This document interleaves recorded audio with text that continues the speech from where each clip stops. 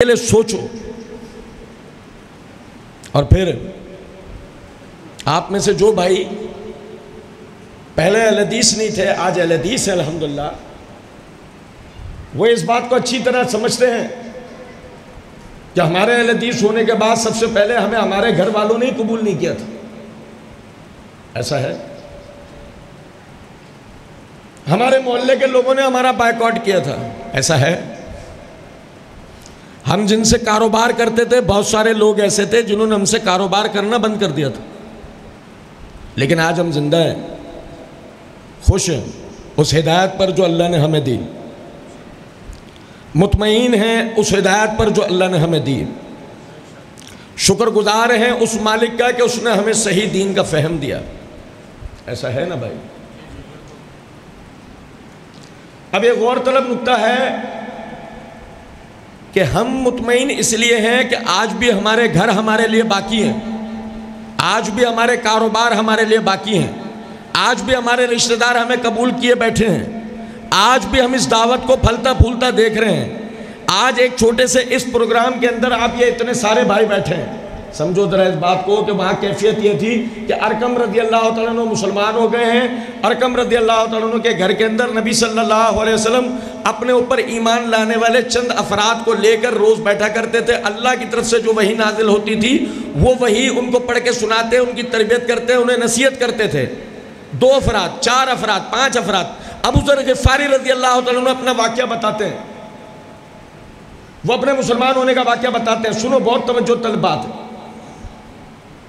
وہ کہتے ہیں کہ میرا بھائی مکہ گیا اور مکہ جانے کے بعد اسے نبی صلی اللہ علیہ وسلم کی دعوت کا پتہ لگا.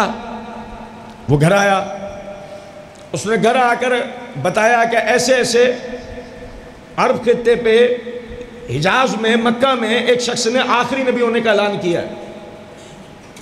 تو بھائی توجہ سنیں. اور وہ یہ کہتا ہے کہ یہ جو شرکیہ جتنے عقائد و نظریات ہیں یہ سب غلط ہیں، ایک اللہ اکیلا مشکل کشا حاجت روا ہے. ابو ذر غفاری رضی اللہ تعالیٰ عنہ کہتے ہیں مجھے بڑی حیرت ہوئی. میں نے کہا میں جا کر اس دعوت کو سنتا ہوں، معلومات کرتا ہوں.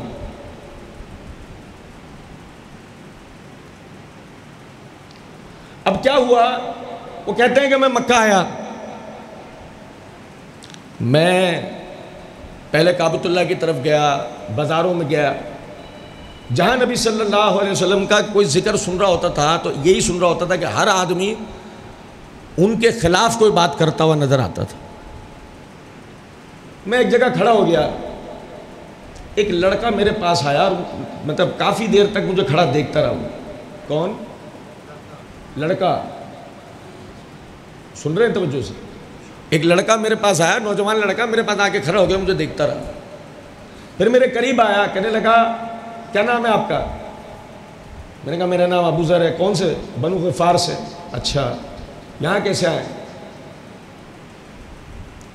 کہنے لگا کہ میں نے اس سے کہا کہ میں وہ جس نے نبوت کا اعلان کرا ہے نا اس سے ملاقات کرنا چاہتا ہوں، تم جانتے ہو کہاں ملیں گے؟ وہ لڑکا میری اس بات سن کر خاموش ہو گیا. اس سے پہلے کہ میں وہاں سے جانے کا ارادہ کرتا، وہ لڑکا مجھ سے کہنے لگا آپ کو ان سے ملنا ہے؟ ٹھیک ہے، میں ایک مسافت رکھ کر یہاں سے چلوں گا، ایک مسافت رکھ کے میں یہاں سے چلوں گا، آپ میرے پیچھے پیچھے چلتے رہنا، رستے میں نہ مجھے آواز لگانا نہ میں آپ کی طرف پلٹ کے دیکھوں گا.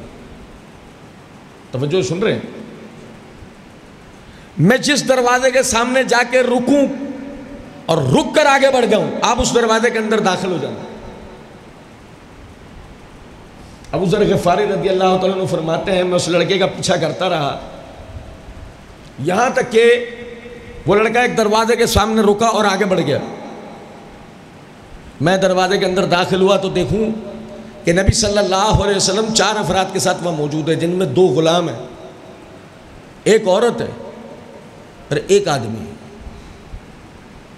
پتہ وہ لڑکا کون تھا؟ امیر المومنین علی بن ابی طالب رضی اللہ تعالیٰ.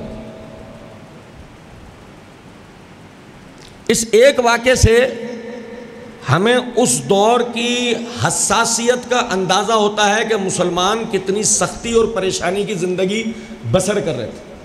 آج آپ کو یہاں آنے میں اور ان ہدایات کو، ان باتوں کو سننے میں کسی قسم کی کوئی تنگی ہے، کوئی پریشانی ہے؟ کوئی آپ کا راستہ روکنے والا ہے؟ کوئی آپ کو اس چیز سے روکنے والا ہے کہ نہیں جاؤ، اس کی نہیں سنو؟ ہے کوئی ایسا؟ نہیں، کچھ بھی نہیں۔ ہمیں آپ کو تو اللہ کے دین میں کبھی آج تک ایک سوئی نہیں چبھی، جبھی تو ہمارے اتنے مزے آ رہے ہیں۔ اور ادھر ان لوگوں کی کیفیت یہ تھی کہ وہ بیچارے ایک ایک سیکنڈ ان کے اوپر خطرے کا گزرتا تھا کہ اگر کسی کو ہمارے مسلمان ہونے کا پتہ لگ گیا تو اس کے بعد ہمارے ساتھ وہی ہوگا جو بلال کے ساتھ ہوتا ہے۔ آپ لوگوں کے علم ہے، آپ لوگوں کے علم میں ہے جو بلال کے ساتھ ہوتا تھا، آپ لوگوں کے علم میں ہے جو سمیہ کے ساتھ ہوا، آپ لوگوں کے علم میں ہے جو عثمان رضی اللہ تعالیٰ عنہ کے ساتھ ہوتا تھا۔ لیکن شاید آپ کے علم میں ایک واقعہ نہ ہو، بس میں وہ آپ کو بتاؤں گا،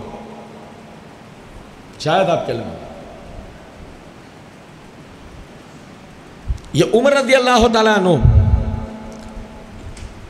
اللہ کے دین کی تابعداری، نبی صلی اللہ علیہ وسلم کی تابعداری کس چیز کا نام ہے، ذرا اس کو سمجھنے کی کوشش کریں۔ عمر رضی اللہ تعالیٰ عنہ اسلام لانے سے پہلے پہلوان تھے، کشتی لڑتے تھے، اور مکے میں کوئی ایسا شخص نہیں تھا جو ان کو کشتی میں ہرا سکتا۔ سمجھ رہے ہیں؟ جب آپ نے اسلام قبول کر لیا تو نبی اکرم صلی اللہ علیہ وسلم سے درخواست کی کہ اللہ کے رسول ہمیں مشرکین سے لڑنے کا حکم دیں۔ کس چیز کا حکم دیں؟ مشرکین سے لڑنے کا حکم دیں۔ کتنے لوگ تھے وہ؟ مثال ہے، اگر مکے کی آبادی 10,000 افراد بھی تھے تو وہ لوگ کتنے تھے؟ 20، 22، 25 اتنے افراد۔ اور ان 25 میں ایک اکیلا عمر کیا کہہ رہا ہے؟ اللہ کے رسول آپ ہمیں ان سے لڑنے کا حکم دیں۔ اور کچھ بات سمجھ رہے ہیں یا نہیں؟ وہ اسلام قبول کرتے ہیں، گنتی کے افراد ہیں، ان میں سے آدھے تو غلام ہیں، بعض عورتیں ہیں، ایک آدھ دو بوڑھے ہیں، ایک نابینا ہے، ایک لڑکا ہے۔ اس کے بلبوتے وہ 8-10 ہزار کی آبادی والے شہر سے لڑنے کا حکم مانگ رہے ہیں۔ سمجھ میں آ رہی ہے کچھ بات یا نہیں کہ وہ کیا کہنا چاہ رہے ہیں؟ نبی اکرم صلی اللہ علیہ وسلم نے کہا عمر، اللہ نے ہمیں لڑنے کا حکم ابھی نہیں دیا، جس کو آپ اور ہم کیا کہتے ہیں؟ جہاد۔ اللہ نے ابھی ہمیں جہاد کا حکم نہیں دیا، ہمیں ابھی صرف دعوت کا حکم۔ اب دعوت کا حکم ہے، لڑنا نہیں ہے، ٹھیک۔ عمر رضی اللہ تعالیٰ عنہ وہاں سے باہر نکلتے ہیں، کعبۃ اللہ کے دروازے پہ کھڑے ہو کر سب کو مخاطب کر کے کہتے ہیں، لوگو یہ جن کے آگے تم اعتکاف کر رہے ہو، یہ جن کے آگے تم اپنی نظر و نیازیں رکھ رہے ہو، یہ جن کو تم مدد کے لیے پکار رہے ہو، تمہارے اپنے ہاتھوں کے بنائے ہوئے بت ہیں، تمہاری کسی قسم کی مشکل کشائی نہیں کر سکتے۔ سب جمع ہو کر آئے، عمر کو مارنا شروع ہوئے، باہر سے جو جو آ رہا ہے اس کو پتہ لگتا جاتا ہے کیوں کیا ہو گیا، یہ بھائی اس نے اس طرح بولا، وہ بھی مارنا شروع۔ آدھا شہر عمر کو مار رہا ہے اور عمر مار کھا رہے ہیں، صرف کس لیے؟ صرف کس لیے کہ محمد صلی اللہ علیہ وسلم نے ہمیں لڑنے سے، اور بھائی کچھ سمجھ رہے ہو بات کو، کہ جذبات ہے نا، اپنے جذبات ایک سیکنڈ کے 1000ویں حصے میں نبی صلی اللہ علیہ وسلم کے حکم کے تابع کر دیا، اپنے جذبات، اپنی حمیت کو نبی اکرم صلی اللہ علیہ وسلم کے حکم کے تابع کر دیا۔ عمر نہیں لڑ رہے، عمر نہیں لڑ رہے، ہاں اس دین کے لیے مارے کھا رہے ہیں، عمر مارے کھا رہے ہیں، عثمان پٹ رہے ہیں، بلال اور عبداللہ بن ام مکتوم سزائیں جھیل رہے ہیں۔ تم نے اپنا، آپ میں سے کوئی آدمی ایسا ہو وہ اپنی پرتعیش زندگی، عیش و عشرت کی جو زندگی ہے، ہمارے یہاں تو مسئلہ ہے کہ باقاعدہ شریعت کی اسراف کے حکم ہمارے سامنے آ جانے کے بعد کہ ان اللہ لا یحب المسرفین، اللہ تعالیٰ اسراف کو پسند نہیں کرتا، فضول خرچی کرنے والے وہ پسند نہیں کرتا۔ ہم نے اپنے لائف سٹائل کو سادہ کر لیا ہو، استطاعت کے مطابق چلتے ہوں، اللہ کے دین کے لیے اپنے مال کو جائز طریقے سے خرچ کرتے ہوں۔ ہم نے اپنا ذہن تو نہیں بنایا۔ مصعب بن عمیر کو دیکھو، پہلے دن آپ سمجھو ذرا اس بات کو، وہ اپنی امیری کی زندگی کو صرف اس لیے ترک کر دیتا ہے کہ نبی اکرم صلی اللہ علیہ وسلم نے مصعب بن عمیر کو مدینے والوں کی طرف دعوت و تبلیغ کے لیے بھیج دیا. وہ اپنی امیری کی زندگی کو ترک کر کے مدینے میں ایک جوڑا پہنا ہوا اپنے گھر سے چلا گیا ہے اور اسی ایک جوڑے میں احد میں شہید ہو گیا. وہ مصعب جس کے ہاتھوں پہ کبھی اس کے باپ نے مٹی نہیں لگنے دی، وہ مصعب کے جس کے لیے محمد الرسول اللہ صلی اللہ علیہ وسلم فرماتے ہیں کہ جب یہ مکے کی گلیوں سے گزرتا تھا 6 غلام اس کے کپڑے کا دامن پکڑ کے چلتے تھے، اور جو یہ خوشبو لگاتا تھا ایسی خوشبو مکے میں کوئی نہیں لگاتا تھا. سمجھ رہے ہیں بات کو یا نہیں؟ یہ ہیں وہ ابتدا کے اندر مسلمان ہونے والے کہ جنہوں نے بغیر یہ سوچے کہ پتہ نہیں یہ اسلامی تحریک کامیاب بھی ہوگی یا نہیں ہوگی، پتہ نہیں یہ اسلام پھلے گا پھولے گا بھی یا نہیں، لوگ اس دین کی دعوت کو قبول کریں گے بھی نہیں کریں گے. اس عروج کی دعوت، جس عروج کی دعوت محمد صلی اللہ علیہ وسلم نے دی، پتہ نہیں اس دین کو، اس کے ماننے والوں کو ملے گی بھی یا نہیں ملے گی. نہیں سمجھے؟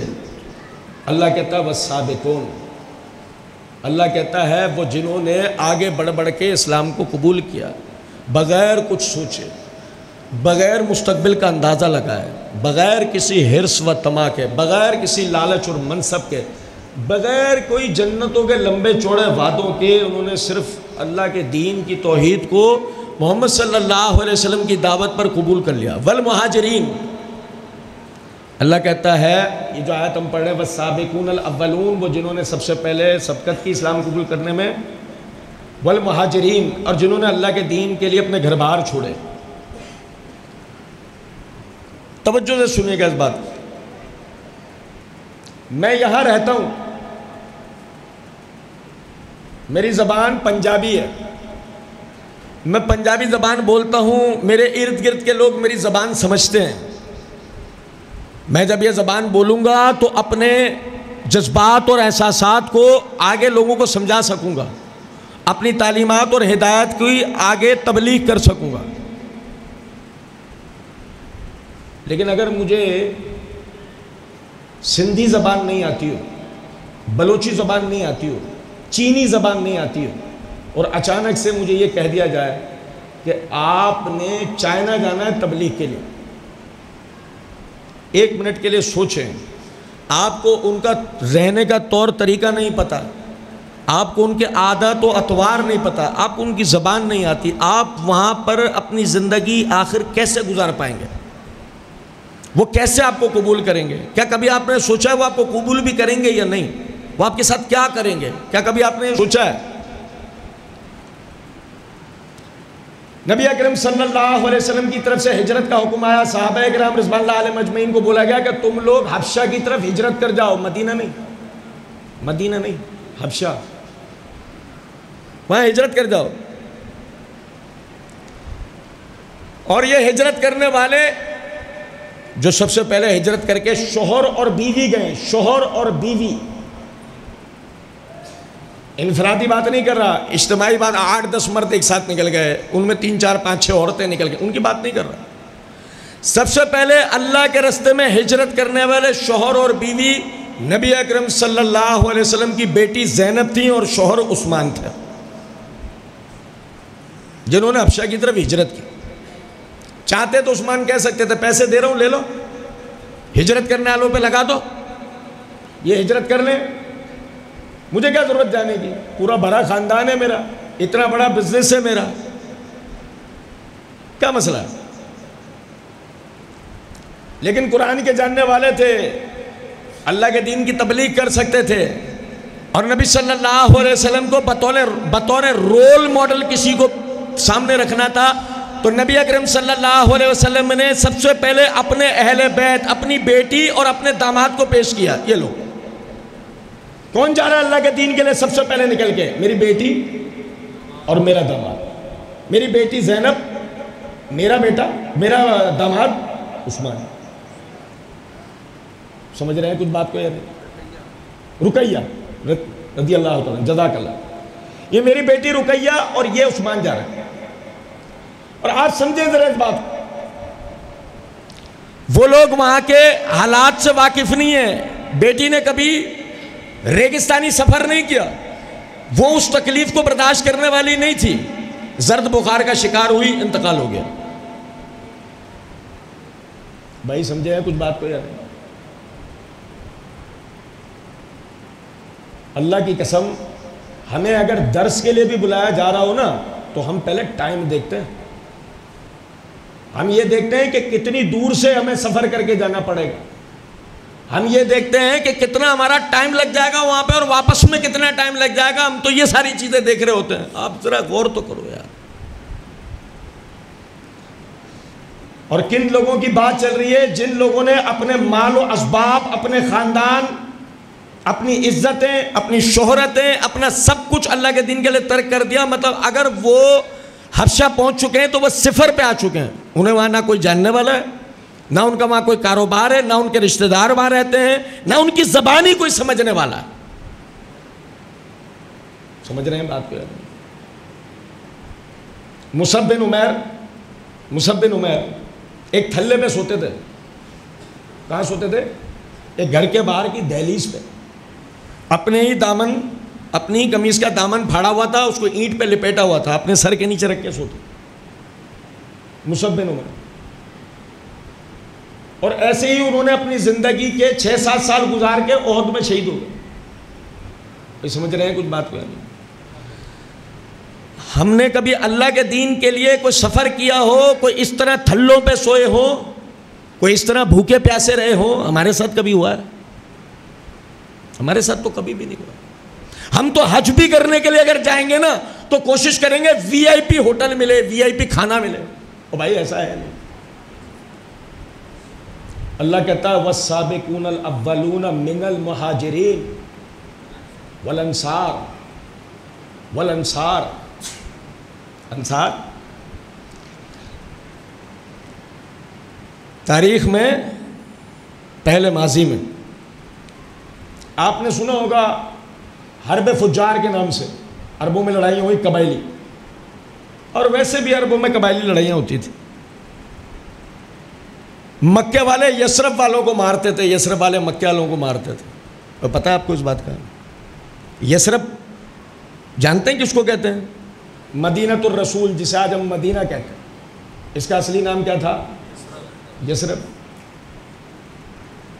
یہ یثرب والے مکے والوں کو مار رہے ہیں، مکے والے یثرب والوں کو مار رہے ہیں۔ پتہ لگا جی مکے میں وہ جو قبائلی اتحاد تھا وہ ٹوٹ گیا ہے۔ کیسے ٹوٹ گیا؟ کہ ایک شخص نے نبوت کا اعلان کرا، کچھ لوگ اس پہ ایمان لے آئے، بقیہ لوگ ان پہ ٹوٹ پڑے، اور اب ان کو ان کے گھروں سے بے دخل کیا جا رہا ہے۔ وہ لوگ نقل مکانی پہ مجبور ہو گئے، آدھے لوگ حبشہ گئے، آدھے کہاں آ رہے ہیں؟ یثرب آ رہے ہیں، مدینہ آ رہے ہیں۔ کچھ سمجھ میں آ رہی ہے بات یا نہیں؟ کتنا بہترین موقع ہے، سب کو گھیر کے یہی مار دو، ہے نا موقع؟ پرانی دشمنی اس کا بدلہ لینے کا بہترین موقع ہے نا، کہ یہ سب یہاں آ رہے ہیں، ان سب کو گھیر کے یہی مار دو۔ اور اگر مار دیں گے نا، مزے کی بات آپ یہ دیکھو کہ یثرب والے اگر انہیں مار دیں تو سب سے بڑا فائدہ یہ ہے مکے والے بدلہ لینے نہیں آئیں گے۔ آئیں گے مکے کے جو کفار ہیں جو ابھی تک مسلمان نہیں ہوئے، کوئی بدلہ لینے آئے گا؟ نہیں آئے گا۔ بولا اچھا ہو تم نے تو ہمارا ہی کام کر دیا، بہت اچھی بات کیا انہوں نے۔ انہوں نے ایسا کیا نہیں کیا؟ کیا کیا؟ وہ ساری پرانی دشمنیاں وہ بلا چکے ہیں، وہ مسلمان ہو گئے ہیں۔ انہوں نے انہیں ویلکم کہا، خوش آمدید کہا، انہوں نے اپنے گلے لگایا۔ لیکن اس سے پہلے ایک منٹ رک جائے، ابھی ایک اور مسئلہ باقی ہے۔ اور وہ مسئلہ یہ ہے، اگر ان ہجرت کر کے آنے والوں کو آپ گلے لگا لیں گے تو یہ بھی یاد رکھ لیجئے گا آپ سارے عرب قبائل کی دشمنی کو بھی گلے لگا لیں گے۔ یہ بھی ذہن میں رکھیے گا کہ اگر آپ نے ان کے باغیوں کو اپنے گلے لگایا تو یہ بات یاد رکھنا کہ وہ سارے آپ کے اوپر امٹ پڑیں گے، وہ آپ کو چھوڑیں گے نہیں، اور آپ میں سارے قبائل عرب سے لڑنے کی صلاحیت اور طاقت ہے نہیں۔ یہ بھی اپنی جگہ ایک بات ہے۔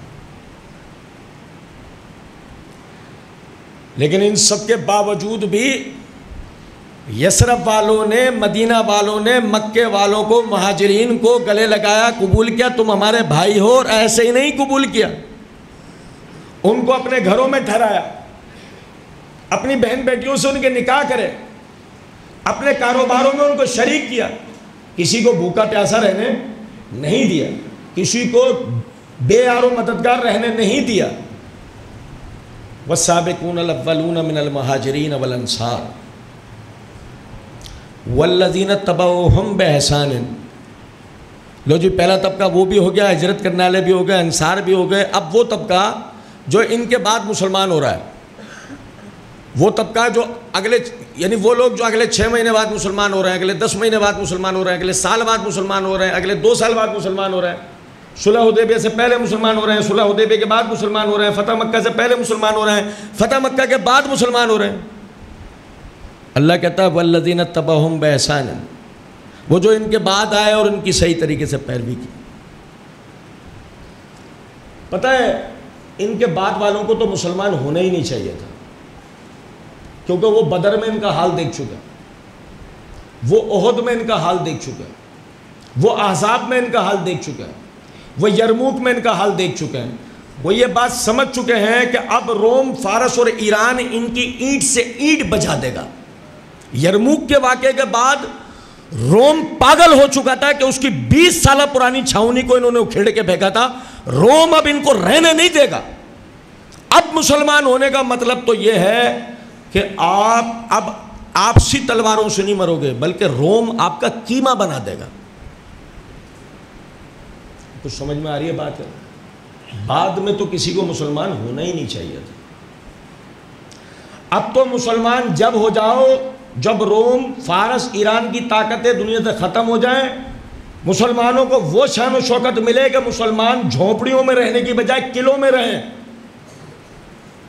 مسلمان خچروں پہ اور پیدل سفر کرنے کی بجائے گھوڑوں اور اونٹوں پہ سفر کریں، لڑنے جائیں تو کسی کے پاس 2 گھوڑے، 3 گھوڑے، 5 تلواریں، 9 تلواریں نہ ہو، 2 لاکھ کی آرمی سے لڑنے کے لیے 12,000 مسلمان نہ جائیں۔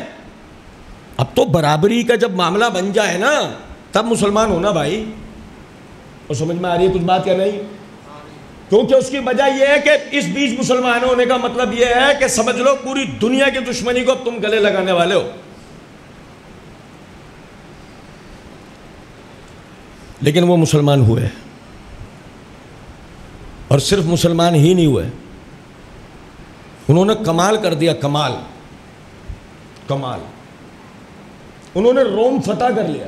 وہ بعد میں مسلمان ہونے والوں نے روم فتح کر لیا، انہوں نے فارس فتح کر لیا، انہوں نے ایران فتح کر لیا، اس دور کے امریکہ، روس، چائنا، تینوں فتح کر لیا انہوں نے۔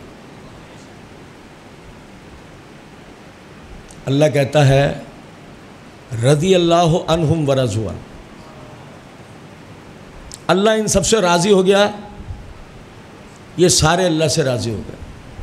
وہ لوگ کہ جنہوں نے اسلام کے لیے آگے بڑھ بڑھ کے پہل کی تھی، ہر تکلیف اٹھائی تھی، وہ لوگ کہ جنہوں نے ہجرتیں کی تھی، وہ لوگ کہ جنہوں نے ہجرت کرنے والوں کی مدد کی تھی، اور وہ جو ان سب کے بعد مسلمان ہوئے تھے، اللہ کہتا ہم ان سب سے راضی ہو گئے۔ اب یہاں سے بات آگے لے آنے سے پہلے میں آپ بھائیوں سے چند سوال کروں گا، مجھے آپ بھائی اس کے جواب دیجیے گا، ہاتھ کھڑے کر کے، کانفیڈنس کے ساتھ، ہاں نہ کسی، لیکن جواب ضرور دینا۔ اللہ تعالیٰ عالم الغیب ہے یا نہیں؟ ہاتھ کھڑے کریں۔ اور اللہ کا جو عالم الغیب ہونا ہے وہ کسی وقوع کے نتیجے میں ہوتا ہے یا وہ واقعہ ہونے سے پہلے اسے جانتا ہے؟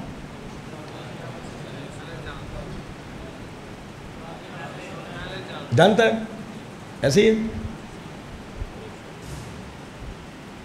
اللہ ان سے راضی ہو گیا، ان سارے طبقات سے۔ بھائی جان آگے آگے آگے ہیں، آپ سے ہی کہہ رہا ہوں، آپ سے ہی آگے ہیں، آگے ہیں، آ جائیں، بیٹھ جائیں، یہاں بیٹھ جائیں، ادھر بیٹھ جائیں۔ یہ جو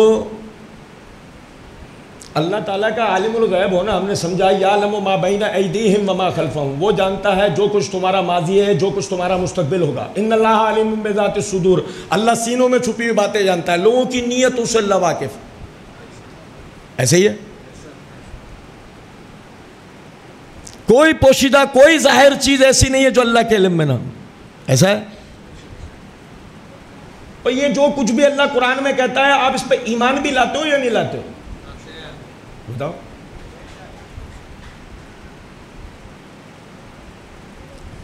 اللہ قرآن مجید میں کہتا ہے فَبَيَّ حَدِيثٍ بَعْدَهُ يُؤْمِنُونَ. یہ بھی ذرا سمجھانا، یہ جو اللہ نے سوال کیا ہے اس کا جواب بھی آپ سے چاہیے. فَبَيَّ حَدِيثٍ بَعْدَهُ يُؤْمِنُونَ، اللہ کی بات کے بعد کوئی بات ایسی ہے جس پہ تم ایمان لاؤ؟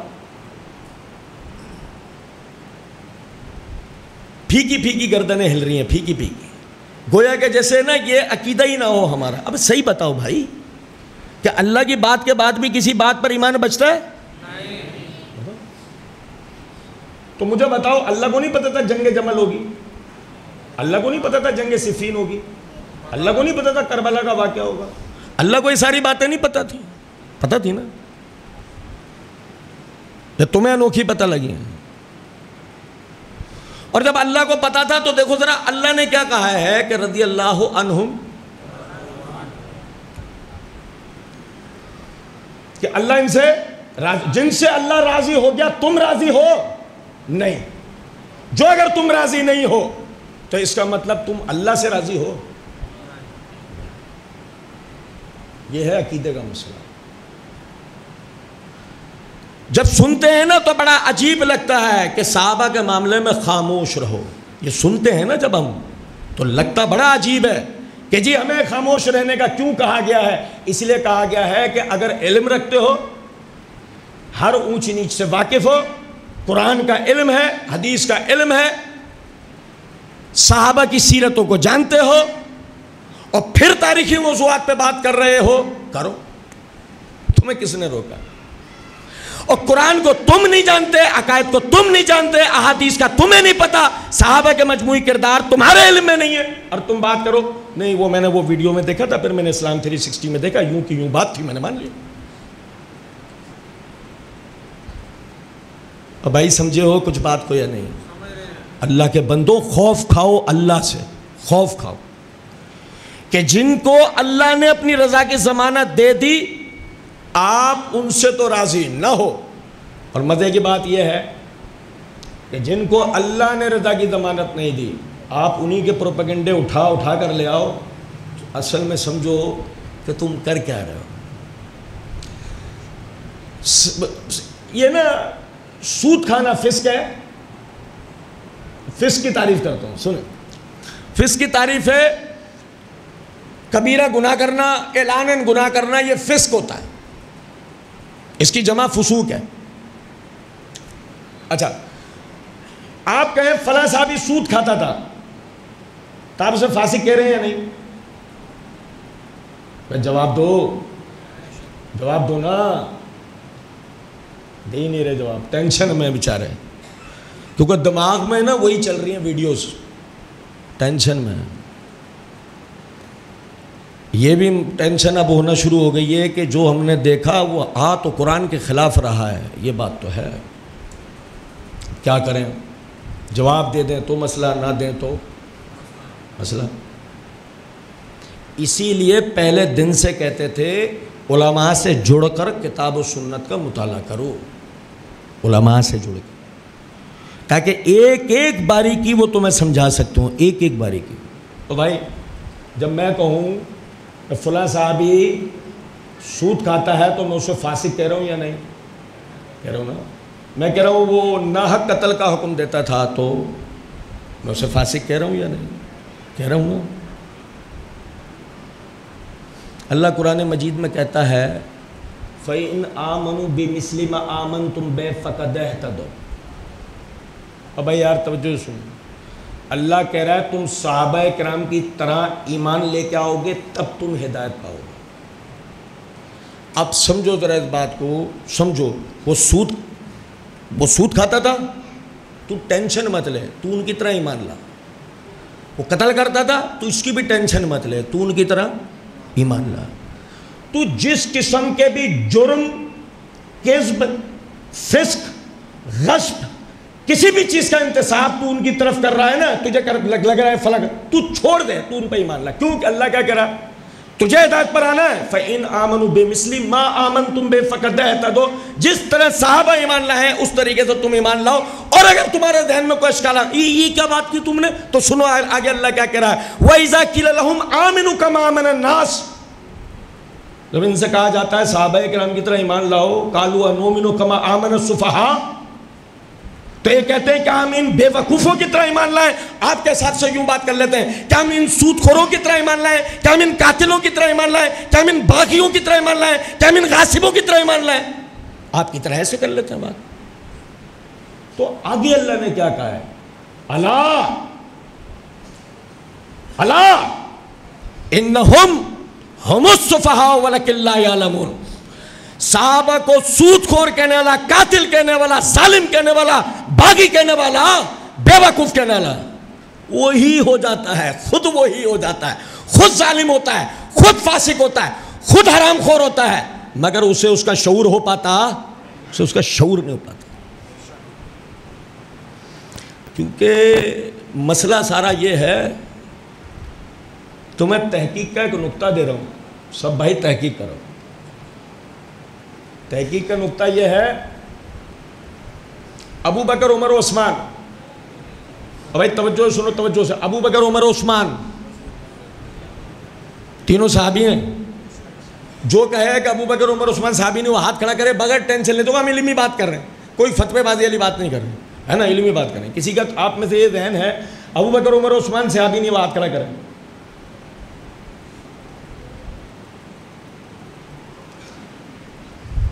آپ میں سے کوئی ایسا بھائی ہو جو یہ نظریہ رکھتا ہو کہ مغیرہ بن شعبہ, عمر بن عاص یا معاویہ بن ابی سفیان صحابی نہیں ہے, ہاتھ کھڑا کرے.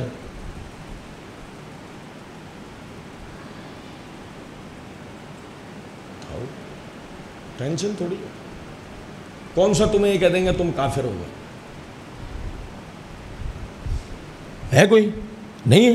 چلیں, اس کا مطلب آپ سب حضرات یہ بات مانتے ہیں کہ یہ سب حضرات صحابی ہیں, ہے نا. اب سنو, بڑی غور طلب بات ہے, بڑی غور طلب, بہت غور طلب بات ہے.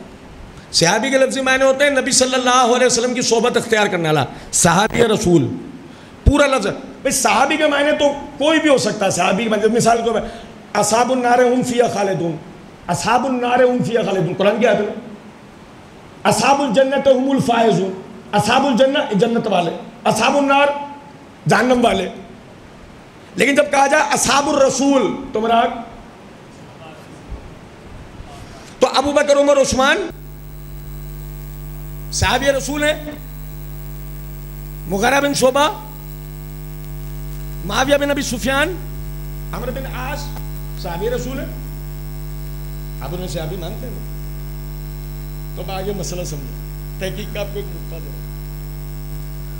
جو اللہ نے کہا نا یہ خود فاسق ہو جاتے ہیں, انہیں شعور بھی نہیں ہو پاتا.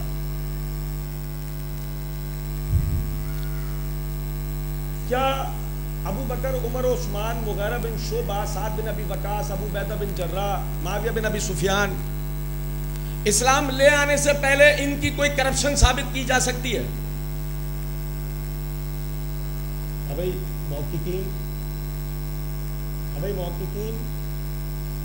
کوئی ہمارے پاس محقق ہو جو ان صحابہ میں سے جس سے کسی بھی ایک سے اسلام لے آنے سے پہلے انہوں نے کوئی کرپشن کی تو ثابت کر سکتا ہے؟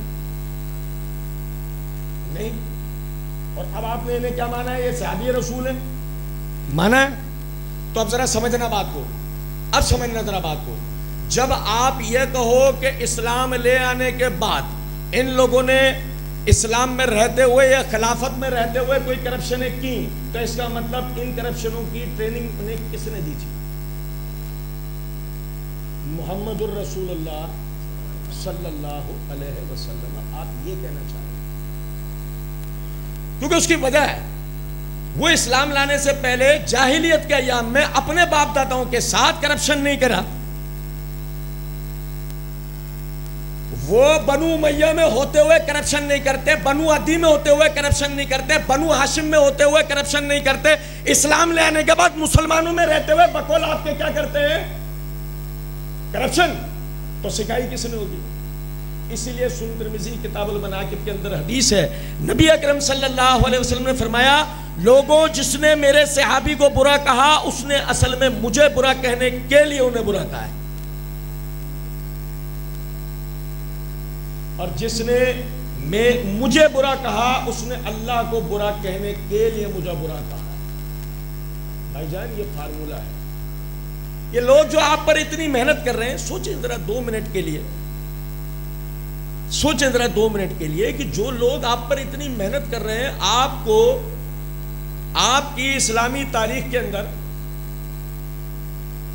وہ پہلے دن سے کہ جس دن ابو بکر مسلمان ہوا تھا، جس دن علی مسلمان ہوئے تھے، جس دن خدیجہ مسلمان ہوئی تھی، وہاں سے لے کے اور واصلہ بن اسقع کی وفات تک کوئی ایک واقعہ نہ سناتا ہو، کبھی نہیں سنا۔ وہ آپ کو صحابہ کی سبقت اسلام نہیں بتائے، اس کے واقعات نہیں بتائے، وہ آپ کو ان کی ہجرتوں کی قربانیاں نہیں بتائے، وہ انصار کی تکلیفوں اور پریشانیوں کو نہیں بتائے، وہ مجاہدین صحابہ کا غزوہ بدر، احد، یرموک، احزاب، موتا، تبوک، بنو قریظہ، خیبر، یہ سارے نہ بتائے، اور وہ آپ کو اگر بتائے تو صرف بتائے فدق کو، وہ آپ کو بتائے تو صرف بیعت کو، وہ آپ کو بتائے تو صرف جمل کو، وہ آپ کو بتائے تو صرف صفین کو، وہ آپ کو بتائے تو صرف کربلا کو، تو اصل میں وہ چاہ کیا رہا ہے؟ وہ چاہ یہ رہا ہے کہ اسلام کے وہ سنہری مناظر جنہیں دیکھ کر آپ اپنے بزرگوں کو اپنا آئیڈیل بنا کے ان کی پیروی کرتے ہوئے دوبارہ وہ عروج حاصل کر لو جو آپ کے بزرگوں نے معمولی عربی دیہاتی ہونے کے بعد نبی کی پیروی میں حاصل کر لیا تھا۔ کہیں آپ بھی کچھ بھی ہوتے ہوئے بھی اپنے بزرگوں کی پیروی میں وہ انقلاب دوبارہ نہ لے آؤ، اس لیے آپ کو وہ چیزیں بتائی جاتی ہیں جس سے آپ کا دماغ یہ بنے کہ آپ کے بزرگوں نے تو بھائی پہلے ہی دور کے اندر ایک دوسرے کے گلے کاٹ دیے تھے ان منصبوں، ان کرسیوں کے چکر میں۔ اگر یہ اتنا ہی بابرکت نظام ہوتا وہ پہلے ایسا کیوں کرتا؟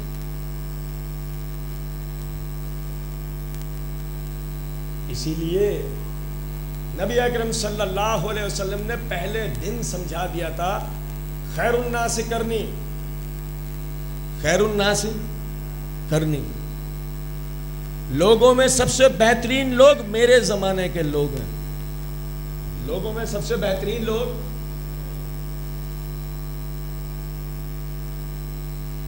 اچھا لوگوں میں ہماری گنتی کیا ہے؟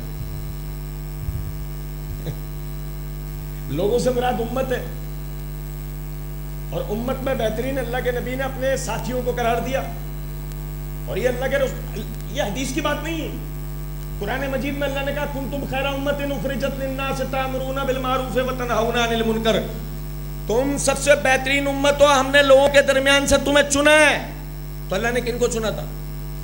نہیں، ایک منٹ رکو، رک جاؤ، اللہ نے چنا تھا، ابھی تم نے جن جن کو صحابی رسول قرار دیا ہے، اللہ نے چنا تھا ابو بکر کو، اللہ نے چنا تھا عمر کو، اللہ نے چنا تھا عثمان کو، اللہ نے چنا تھا علی کو، اللہ نے چنا تھا عمر بن عاص کو، اللہ نے چنا تھا معاویہ کو۔ بھائی تم نے تو کہا بھی صحابی ہیں سارے، کس نے ہدایت دی؟ اللہ کہتا اخرجت للناس، ہم نے تمہیں ہدایت دی تھی،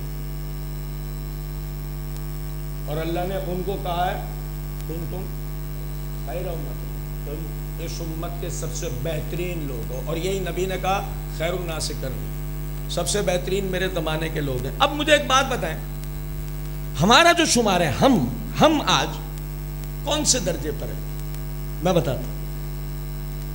وہ امت کے بہترین لوگ تھے 5 ٹائم نمازی، اب بھائی توجہ سے، وہ امت کے بہترین لوگ تھے فرضی اور نفلی روزے رکھنے والے، وہ امت کے بہترین لوگ تھے اپنی جانوں اور مالوں سے اللہ کے راستے میں جہاد کرنے والے، وہ امت کے بہترین لوگ تھے اپنے بچوں اور بھائیوں کو اللہ کے دین پر لگانے والے، وہ امت کے بہترین لوگ تھے ہجرتیں کرنے والے، وہ اس امت کے بہترین لوگ تھے، حج کرنے والے. اور آج مجھے میری نمازوں کا نہیں پتا، میں کہہ رہا ہوں معاویہ حرام کاری کرتے تھے. مجھے میری نمازوں کا نہیں پتا، میری داڑھی کٹی ہوئی ہے، میں کہہ رہا ہوں عثمان اپنے رشتہ داروں کو حکومت میں کیوں لاتے تھے. کبھی کبھی میں کہتا ہوں آئینے میں خود کو کھڑے ہو کر دیکھو، 1 منٹ انصاف کرو اپنے آپ سے، اپنے آپ سے انصاف کرو. تم وہ ہو کہ تم نے آج تک سیالکوٹ فتح نہیں کرا، انہوں نے 3 بر اعظم فتح کیے تھے. تو بھائی میرے، تم ان کے کارناموں کی کاف کے اوپر جو ڈنڈا بنا ہوا ہے نا، اس کے بھی برابر پہنچ پائے ہو نہیں، مگر تم ان کے کارناموں کو ختم کر کے ان کے اوپر تنقیص و تنقید کا معاملہ کرتے ہو. ذرا انصاف تو کرو، کیا تم ہو اور کیا وہ تھے. اور اب ایک آخری بات بتاتا ہوں. چلو بد نصیبی قبول کرو گے یا خوش نصیبی؟ ہاتھ کھڑا کرو. ہم میں سے کون ایسا ہے جو خوش نصیبی قبول کرنے والا ہے؟ ہاتھ کھڑا کرے. کچھ لوگ ایسے ہیں جو کرنا نہیں چاہتے، ان کا ہاتھ اتنا بھی اوپر نہیں آ رہا. سمجھ میں آ رہی کس بات؟ اچھا چلیں، ہم میں سے کون ایسا آدمی ہے جو بد نصیبی قبول کرنا چاہتا ہے؟ ہاتھ کھڑا کرے. وہ الگ بات ہے کہ یہ ہاتھ بہت پہلے کھڑا ہو گیا تھا، آج انشاءاللہ یہ نیچے آ جائے گا. ہم میں سے کوئی ایسا آدمی ہے جو بد نصیبی قبول کرنا چاہتا ہے؟ نہیں. سنو ذرا بات کو. امام عامر بن شراحیل الشعبی رحمۃ اللہ علیہ وہ کہا کرتے تھے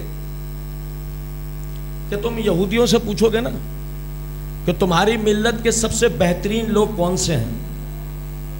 بھائی ہم یہودی ہیں، یہودیوں سے بدتر ہیں یا یہودیوں سے اچھے ہیں؟ یہودیوں سے اچھے ہیں، اچھے ہیں. امام عامر بن شراحیل الشعبی رحمۃ اللہ علیہ کہتے ہیں تم یہودیوں سے پوچھو گے کہ تمہاری ملت کے سب سے بہترین لوگ کون ہیں، تو وہ کہیں گے اصحاب موسیٰ.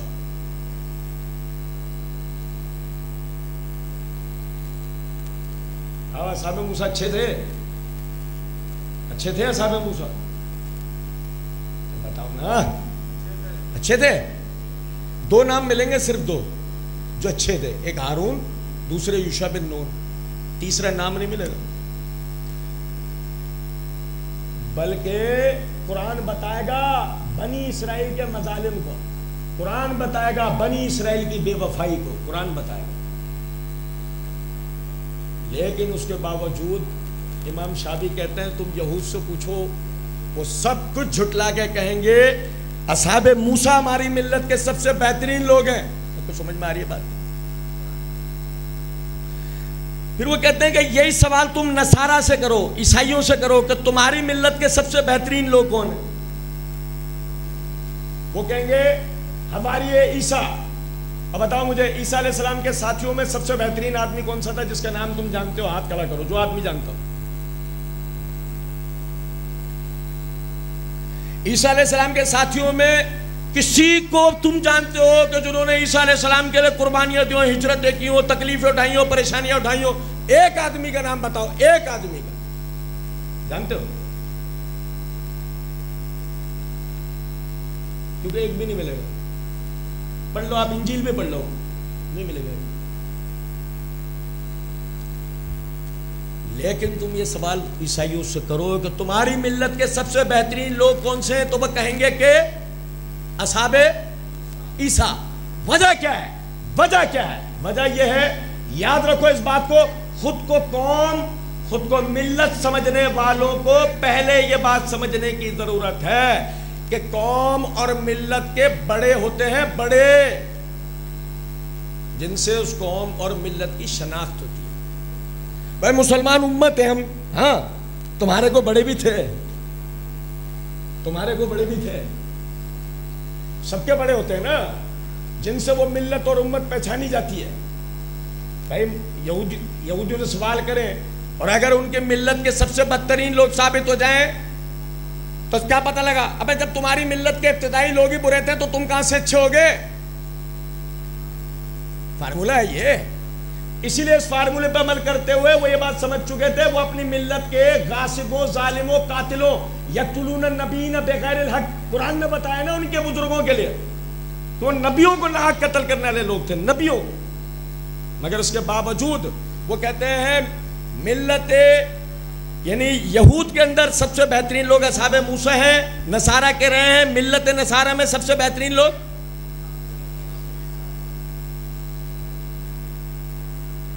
اور امام شافعی رحمۃ اللہ علیہ کہتے ہیں کہ یہی سوال اب تم رافضیوں سے کرو